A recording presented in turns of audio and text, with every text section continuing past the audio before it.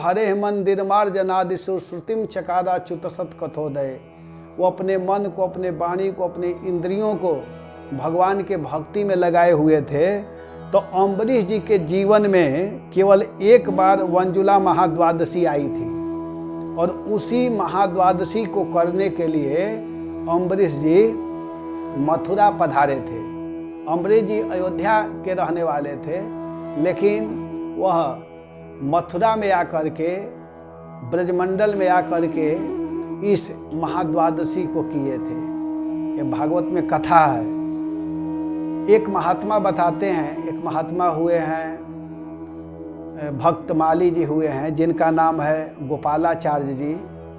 तो बताते हैं कि अयोध्या में आज से लगभग 200 वर्ष पहले, वो बता रहे थे कि आज से लगभग 200 वर्ष पहले कुछ महात्मा लोग इसी वंजुला महाद्वादशी का व्रत किए। जानते हैं, आप विश्वास नहीं करेंगे, 12 महात्मा सशरीर भगवान राम के साकेत धाम को पधार गए। इस द्वादशी की यह महिमा है, यह विशेषता है। तो कैसे करना है, इसकी विधि क्या है, तो इसको थोड़ा सा आप लोग जान लीजिए। प्रसंगवश मैं बता रहा हूँ क्योंकि कल यह अवसर प्राप्त हो रहा है हम लोगों को। इसका करने का विधि यह है कि सबसे उत्तम यह है कि कल सुबह ब्रह्म मुहूर्त में जग जाना है, 3:30 बजे के आसपास जग जाना चाहिए और स्नान करके भगवान के पवित्र नाम का जप करना है।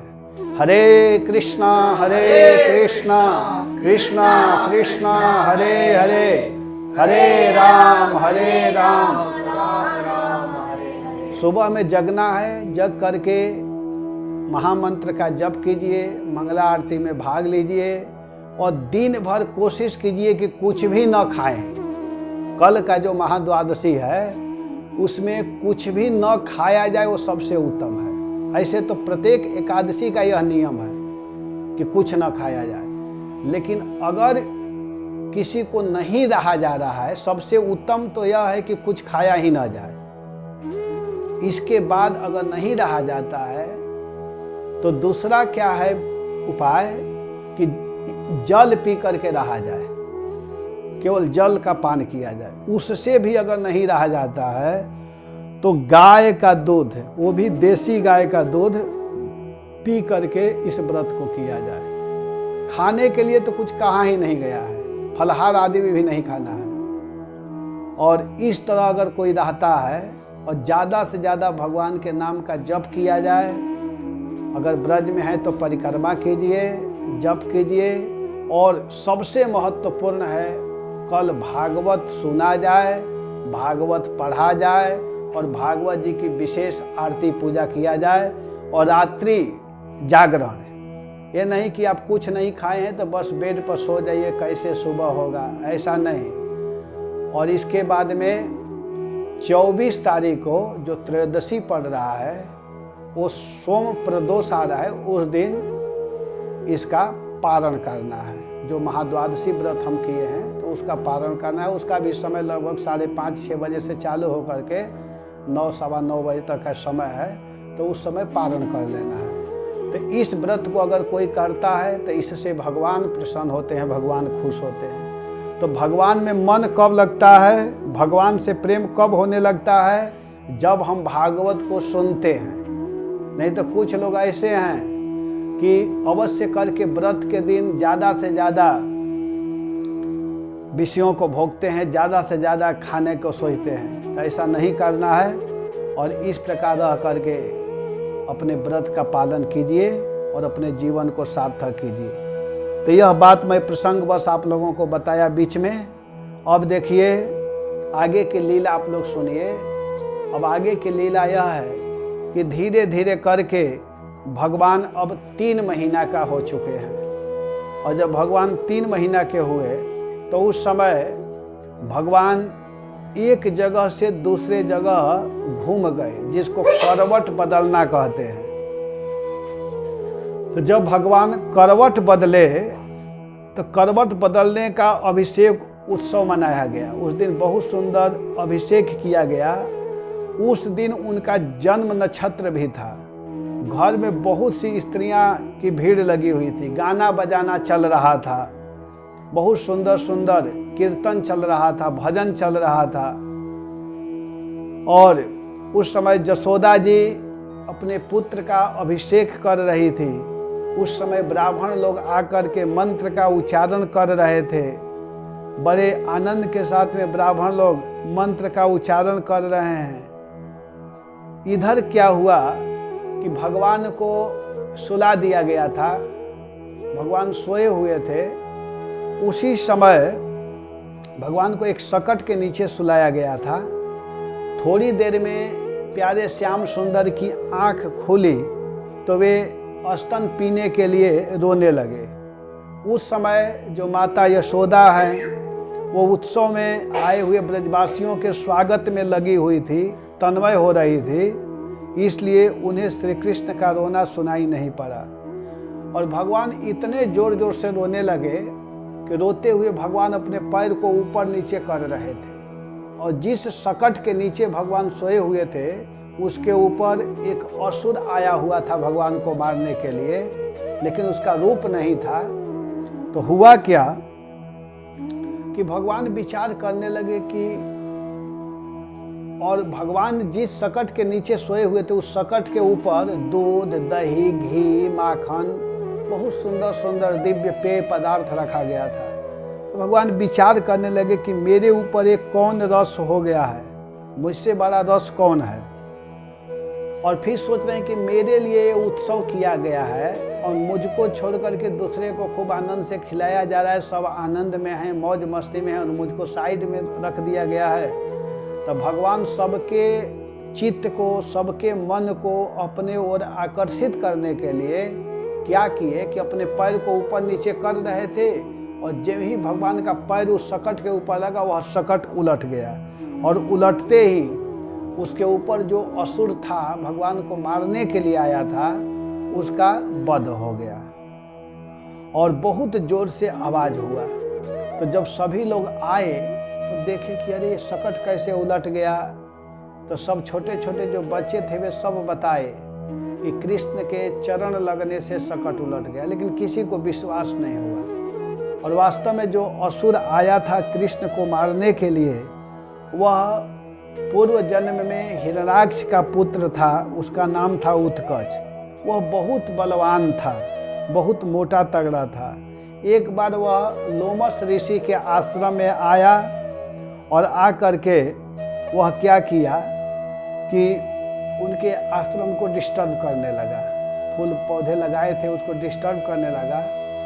तो लोमस ऋषि जी बहुत शांत स्वभाव के ऋषि हैं, उनको जल्दी क्रोध नहीं आता है, लेकिन देखे उसके व्यवहार को तो वो साफ दे दिए। कहे कि अरे मूर्ख, तुमको थोड़ा भी ज्ञान नहीं है, तुम इस तरह का व्यवहार कर रहे हो। वो अपने शरीर के हिष्ट पुष्ट होने के कारण सारे वृक्षों को तोड़ रहा था, तो इससे उनको थोड़ा सा गुस्सा आया और साप दे दिए कि जाओ तुम्हारा शरीर नष्ट हो जाए, तुम शरीर से रहित हो जाओ, तुम्हारा शरीर ही न रहे, तुम असुर जोनि को प्राप्त हो जाओ, शरीर से रहित हो जाओ। तब वो रोने लगा और रोते हुए कहा कि हे ऋषिवर, आप हमारी रक्षा कीजिए, हमारा उद्धार कैसे होगा। तब ऋषि कहे कि देखो द्वापर में जब भगवान का अवतरण होगा, भगवान वसुदेव नंदन वासुदेव श्री कृष्ण जब आएंगे तो उनके चरणों के स्पर्श होने से तुम्हारा कल्याण हो जाएगा। तो वही अपने उद्धार के लिए, अपने कल्याण के लिए उस सकट के ऊपर आकर के बैठा हुआ था और भगवान के चरण लगते ही उसका उद्धार हुआ, जिसका नाम था शकटासुर। तो भगवान 3 महीना के अवस्था में शकटासुर का उद्धार किए। ये बहुत महत्वपूर्ण बात है। इसके बाद आगे की कथा बता रहे हैं। सुखदेव गोस्वामी कहते हैं कि देखो, एक बार की बात है, भगवान कृष्ण 1 वर्ष के हो चुके हैं। कृष्ण का उम्र 1 साल का हो गया है और मैया यशोदा कन्हैया को अपने गोद में ली हुई थी।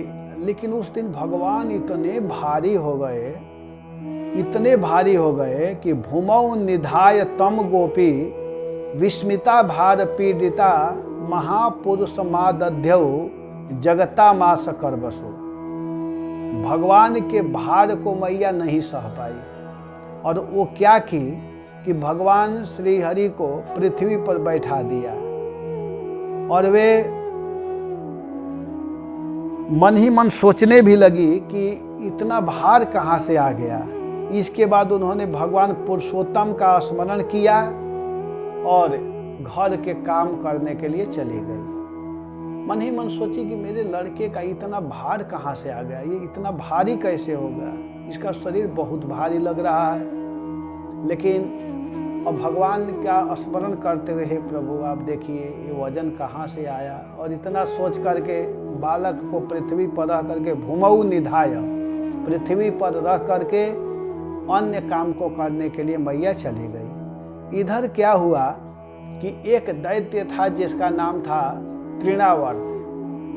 दैत्यो नामना तृणावर्तः कंसभृत्यः प्रणोदितः चक्रवात स्वरूपेण जहारासीनमर्भकम् गोकुलं सर्वमावृण्वन् मुष्णन् चक्षुषिरेणुभिः इरयन्सु महाघोर शब्देन प्रादिशो दिशत्। कह रहे हैं कि देखो तृणावर्त नाम का एक दैत्य था, वह कंस का निजी सेवक था। कंस का निजी सेवक वह था। कंस की प्रेरणा से ही बवंडर के रूप में वह गोकुल में आया। वह कंस का निजी सेवक था और कंस के प्रेरणा से ही बवंडर के रूप में आया और बैठे हुए जो भगवान पृथ्वी पर बैठे हुए थे उनको उड़ा करके आकाश में ले जाने लगा। और जब आया था तो उस समय जानते हैं क्या किया, गोकुलम सर्वमावृण्वन् मुष्णन् चक्षुषिरेणुभिः इरयन्सु महाघोर शब्दे न प्रादिशो दिश। उसने ब्रज रस से सारे गोकुल को ढक दिया। वह बवंडर के रूप में आया, इतना घोर से आंधी तूफान बहाते हुए आया, इतने जोर से ब्रज का रज आकाश में उड़ने लगा कि लोगों की देखने की शक्ति समाप्त हो गई। लोग एक दूसरे को देख नहीं पा रहे थे, ऐसा अंधेरा हो गया। सारे गोकुल को ढक लिया। उसके अत्यंत भयंकर शब्द से 10 दिशाएं कांप गई। ऐसा शब्द करते हुए आया कि उसके शब्द को सुन करके जो 10 दिशाएं हैं वो कांप उठी। पहले के जो असुर होते थे उनके चलने से, उनके गरजने से पृथ्वी कांप जाती थी। रामचरितमानस में वर्णन है कि चलत दशानन डोलत अवनी। जब रावण चलता था तो पृथ्वी कांपने लगती थी। वास्तव में माता पृथ्वी भार से नहीं डिस्टर्ब होती है। ये नहीं कि बहुत लोग आ गए हैं, बहुत भार है, इससे उनको दिक्कत है। पापी अगर एक भी आ जाता है तो माता पृथ्वी सह नहीं पाती है। पाप भूमि से भारी। एक कवि ने गाया है कि भूमि से भारी क्या है। अगर भूमि से भारी पूछा जाए कि क्या है तो पाप है। अगर एक पापी व्यक्ति का जन्म होता है तो पृथ्वी घबरा जाती है, कांपने लगती है। और एक वैष्णव जब जन्म लेते हैं तो पृथ्वी का भार हल्का हो जाता है। वैष्णव साधु महात्मा से पृथ्वी प्रसन्न हो जाती है, खुश हो जाती है। तो उसके शब्द से 10 दिशाएं कांप उठी। सारा ब्रज 2 घड़ी तक रज और तम से ढका रहा। जसोदा जी जहाँ अपने पुत्र को बैठाई थी वहाँ जाकर के देखी तो वहाँ बिल्कुल वह बालक है ही नहीं। उसी समय तृणावर्त बवंडर के रूप में इतनी बालू उड़ा रखी थी कि सभी लोग अत्यंत उद्विग्न बेसुध हो गए। उन्होंने अपना पराया कुछ भी नहीं सूझ रहा था। उस जोर की आंधी और धूल की वर्षा में अपने पुत्र का पता न पा करके जसोदा जी बड़ा दुखी हो गई और पुत्र को याद करके रोने लगी। जैसे कोई गाय अपने बछड़े के मर जाने पर गाय की जो दशा होती है वही दशा मैया का हो गई और मैया पृथ्वी पर गिर पड़ी। जब ही बवंडर शांत हुआ, धूल वर्षा कम हो गया तब जसोदा जी का रोने का शब्द सुनाई दिया, और जसोदा के क्रंदन को सुन करके अन्य गोपियां दौड़ते हुए वहां पर आई और जसोदा जी को अपने हृदय से लगा ली, अपने छाती से लगा ली, और आंखों से आंसू की धारा सबकी बहने लगी और सब लोग जोर जोर से रोने लगे। इधर तृणावर्त बवंडर के रूप में जब भगवान श्री कृष्ण को आकाश मार्ग से ले जा रहा था तो भगवान तुरंत समझ गए, और भगवान समझ करके कहे अच्छा।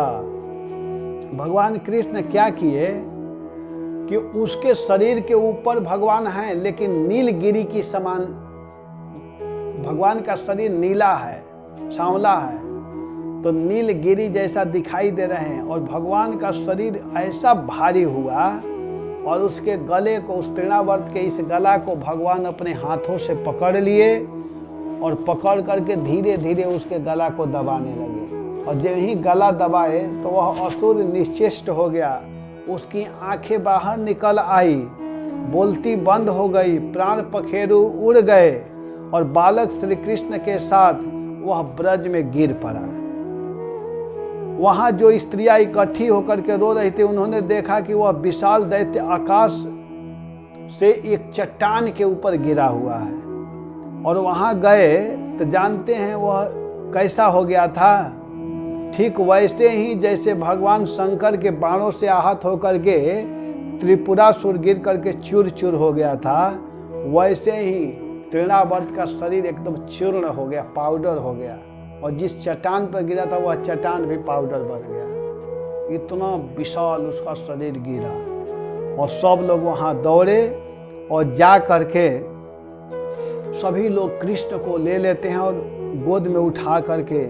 अब यहाँ पर सुखदेव गोस्वामी कहते हैं सब लोग को बड़ा आनंद हुआ, और सभी लोग कहने लगे ओहो यह बड़े आश्चर्य की बात है, अहो बताद्याद्भुत में सरक्षसा बालो निवृत्तिम गमितोऽभ्यगात् पुनः हिंस्रः स्वपापे न विहंसितः खला साधु समत्वे न भयाद् विमोच्यते। सभी लोग कहने लगे अरे यह आश्चर्य की बात है, देखो तो सही यह कितनी अद्भुत घटना घटी है, देखो तो सही यह बालक राक्षस के द्वारा मृत्यु के मुख में डाल दिया गया था, बालक इस राक्षस के द्वारा मृत्यु के मुंह में डाल दिया गया था, परंतु फिर जीता जागता आ गया और उस हिंसक दुष्ट को उसके पाप ही खा गए।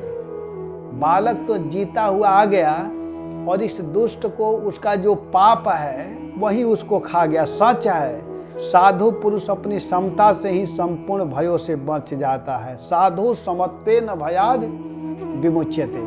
साधु जो होते हैं अपने समत्व के कारण, अपने भक्ति के कारण, अपने सुंदर आचरण के कारण निर्भय रहते हैं, और जो दुष्ट होते हैं उनका नाश, उसका जो पाप है, उसका जो दुष्कर्म है, उसी के कारण वह व्यक्ति समाप्त हो जाता है। यहाँ पर एक शिक्षा है।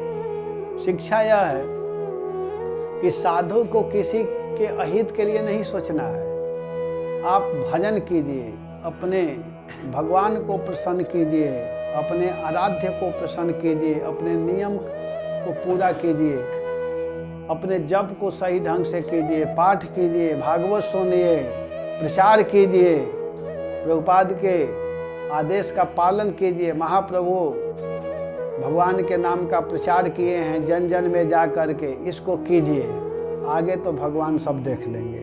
साधु समत्वेन भयाद विमुच्यते।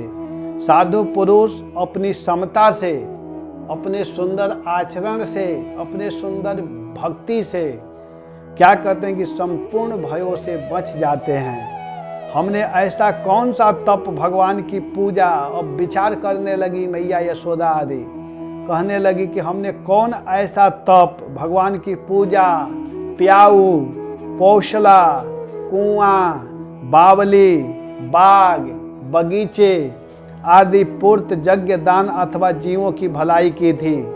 जिसके फल से हमारा यह बालक मर करके भी अपने स्वजनों को सुखी करने के लिए फिर लौट आया। अवश्य ही यह बड़े सौभाग्य की बात है। इस तरह जब नंद बाबा ने देखा कि महावन में बहुत उत्पात हो रहे हैं, तो उन्होंने वसुदेव जी की बात पर विचार करके वसुदेव जी के बात का समर्थन किया और विचार करने लगे कि हाँ, मेरा भाई वसुदेव पहले ही बताया था, वास्तव में वसुदेव की बात सत्य है। इधर क्या होता है कि एक दिन की बात है, एकदा अर्भकमादाय स्वांकमारोप्य भामिनी प्रश्नुतम पाययामास स्तनम स्नेह परिप्लुता। एक दिन की बात है, मैया यशोदा एकदा अर्भकमादाय, भामिनी, भामिनी माने मैया यशोदा, एक दिन अपने बालक को गोद में लेकर के बड़े प्रेम से प्रश्नुतम स्तनम पाययामासम, अपने स्नेहमयी माता ने अपने वात्सल्य स्नेह से युक्त होकर के अपने स्तन को पिला रही थी। और भगवान जब स्तन पी रहे थे, मैया के स्तन से दूध अपने आप झड़ रहा था, अपने आप गिर रहा था, दूध चुचा रहा था। और भगवान बड़े आनंद के साथ में, भगवान बड़े प्रेम के साथ में उस दूध का पान कर रहे हैं, दूध को पी रहे हैं। उस समय हुआ क्या कि जब वे प्रायः दूध पी चुके और माता यशोदा उनके रुचिर मुस्कान से युक्त मुख को चूम रही थी, भगवान मंद मंद मुस्कुरा भी रहे थे, मैया के स्तन का पान भी कर रहे थे, मैया उनके मुख को चूम रही है, स्नेह कर रही हैं। उसी समय भगवान को जिम भ्रतो, सुखदेव जी कह रहे हैं कि हे राजन, उस समय भगवान जम्हाई लेने लगे, अर्थात भगवान को नींद आने लगी और भगवान सोते सोते मैया के गोद में ही बिल्कुल सो गए और भगवान का जो मुख है वह खुल गया। हाँ, भगवान अपने मुख को खोल दिए और जब ही भगवान मुख खोले तो मैया क्या देखती हैं? मैया तो जगी हुई हैं, मैया को तो नींद आ नहीं रही थी। तो मैया क्या देखती है? खमरोद से ज्योतिरनेक मासा सूर्येन्दु वहनी श्वसनाम्बुधिश्च द्वीपान नगान्तद दुहित्रीर्बनानि भूतानि यानि स्थिर जंगमानि। मैया देख रही है अपने बेटा के मुख में